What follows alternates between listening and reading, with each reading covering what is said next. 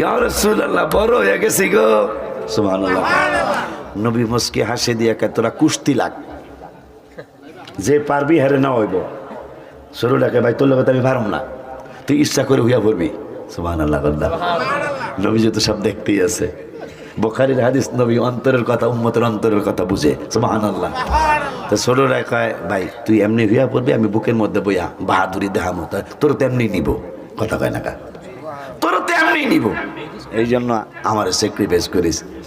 শেষ পর্যন্ত নবীকে বাবা তোরা মনে কষ্ট নিস না, আসলে তো যুদ্ধে যাওয়ার সময় হয় নাই। দুই বাচ্চা কয় ইয়া রাসূলুল্লাহ যদি আপনি আমাকে যুদ্ধে না আনেন তা জাগা বেচুন না। সুবহানাল্লাহ কয় না কা? আশিক কাকে বলে? ছোট্ট বাবু যাদের দুইজনের হাতে আবু জাহেল বাটপার জাহান্নামী হয়ে গেছে। ইমানি শক্তির এত বড়। কয় জাগা বেচতাম না। কয় জাগা বেচবে না কেন? কয় যুদ্ধে না নিলে জাগা বেচুন না। উম্মে মাকতুম রাদিয়াল্লাহু তাআলা কানা সাহাবী, কয় উম্মে মাকতুম তুমি তো যুদ্ধ করতে পারবা না, 313 জন সাহাবী মাত্র, এদিকে আসো, এই অগ দুইজনের তুমি পাহারা দিও তাবুর মধ্যে। এরা দুইজন কয় ভাই ভালো হয়েছে। কেমন ভালো? বড় জনকে ছোট জনকে ভালো হয়েছে। কয় উনি তো আমাকে দেখবো না, আমরা হ্যারে ফাঁকি দিয়া যামুগা যুদ্ধে। কথা কয় না কা?